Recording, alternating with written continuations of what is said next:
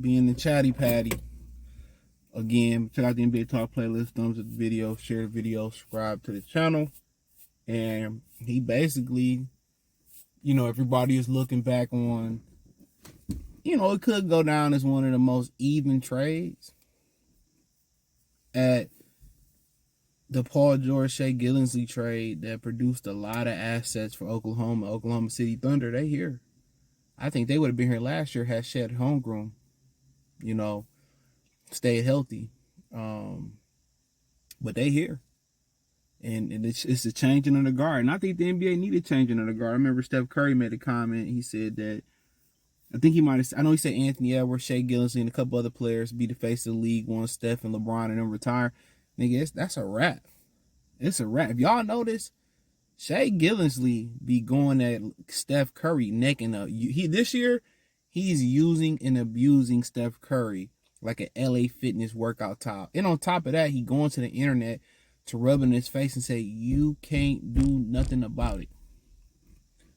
He going to Instagram, clipping up his highlights of him dog walking Steph Curry.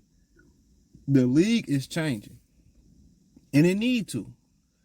Because I'm tired of LeBron. No offense to Steph. Tired of seeing Steph and them niggas, man. The league has got stagnant. And they need to change as they changing the guard to Edwards, Shai Gilgeous-Alexander, Jason Tatum, them type of guys. Like, they need to start letting physical play come back. But I ain't here to talk about that. But, nonetheless, I'm getting a haircut this week. Don't even worry about it. Don't even worry about it. But,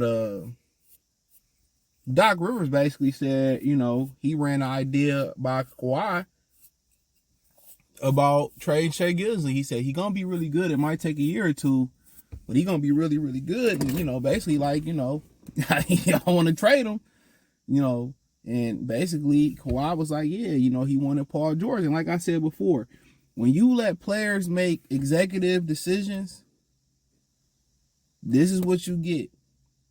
This is what you get. You get fucking finessed. Y'all knew he was gonna be good.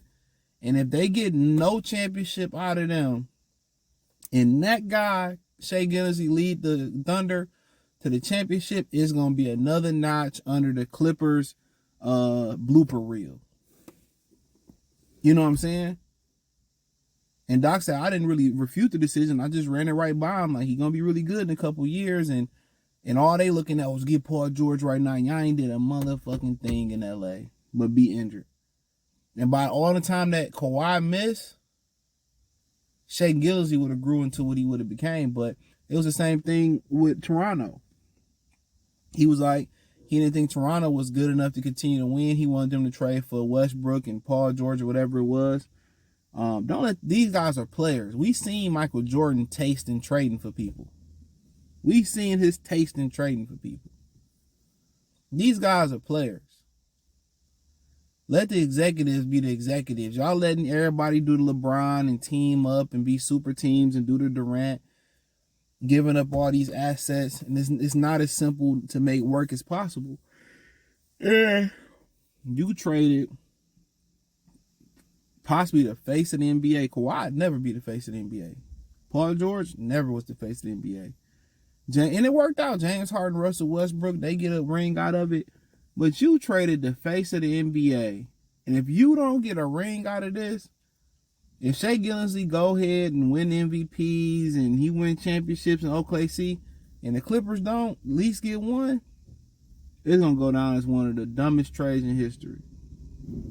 Because you was trading for Paul George post that knee injury. Don't forget that. And he's still a hell of a player. He has the greatest comeback, physical comeback. I mean, you could throw Sean Livingston up there. Obviously, I think the best was Dominique coming back off the Achilles injury and balling out of his mind. But later in his career, but they shouldn't have did that deal. They shouldn't have did that deal. Because looking at hindsight, they ain't even did nothing healthy. You can't even depend on Kawhi Leonard. I really hard if they don't win it, Kawhi should have stayed in Toronto. He should have stayed in Toronto. But what's so funny is Everybody want their happiness to be where they want their happiness to be. That's simple as that. Everybody don't want to. Everybody. A lot of people today, I want to say everybody, they wants is over their needs. When you look out here in relationships with people out here, you look out into the world, and the reason people ain't happy is because they with the person that they want. Most of it is a physically want. You know, it's not the person they need, and the person they need to be with, they don't, they caught up into the other shit. And when you actually get out here and you actually do the work, when them press on, them little nails come off, them eyelashes come off, the makeup come off, or the beauty, you get used to seeing the beauty, and you get to see the person and the character. It's nasty work out here. It's nasty work. And I always say this line, Tupac had a famous line. He said, who can you trust? Only time will reveal. The same thing with trusting people in character. It's the same thing. The true character of the people that surround you, if you don't pick up the hints on it, you'll find out when you in the jam. But everybody want their happiness to be in LA, in Miami, in Houston. You know what I'm saying? But I just feel like it was a bad deal. That was a bad deal. And this guy is a Canadian fucking killer. He's a killer. He is one of the 3 or 4 best players in the league right now. Really, he should be the MVP, candidate. Him, Jokic, and Edwards. He's an assassin.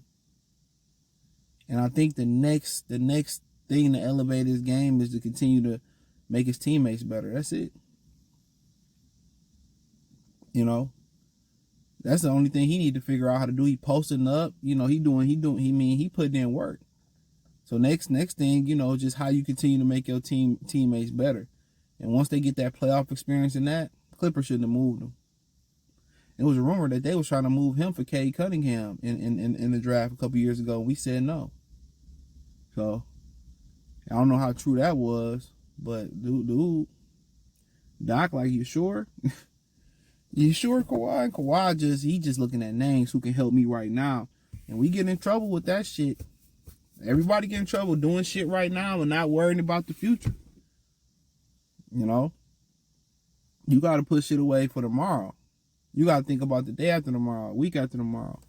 But nonetheless, let me know what you girls and guys think. Thumbs up the video, share the video, subscribe to the channel. Next subscribe button is the bell icon button. Check out the NBA Talk playlist for more videos like this. Hit the link tree. Find me on Twitter, Instagram, Spotify, Anchor, Cash App, Venmo, PayPal, Apple Podcasts, Google Podcasts, the whole 9. Check out the NBA Talk playlist for more videos like this. Peace.